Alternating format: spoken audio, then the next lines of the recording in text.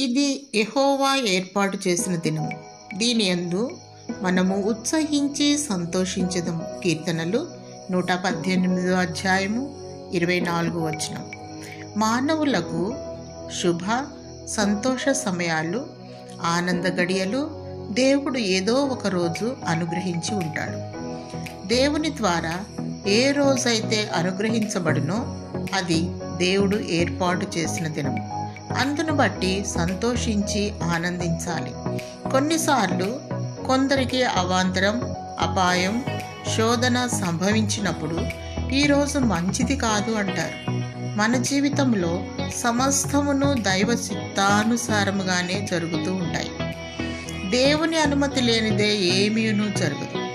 ఈ దినాన్ని బట్టి మనము ఏది జరిగినా సంతోషించి గంతులు వేయాలి. ప్రతి సందర్భంలోనూ దేవునికి కృతజ్ఞతాస్తుతులు చెల్లించాలి. ఇలాగు చేయుట మన విషయంలో దేవుని చిత్తము. మానవులకు దేవుడు ఎప్పుడూ మంచి చేయును మరియు ఉల్లాసముతో నింపును. ప్రతిరోజు దేవుడు అనుగ్రహించు సందర్భాన్ని బట్టి ప్రభువును ఆరాధించాలి. దేవుడు నీకు నిత్య సంతోషము, సమాధానము దయచేయునుగాక. ఆమేన్.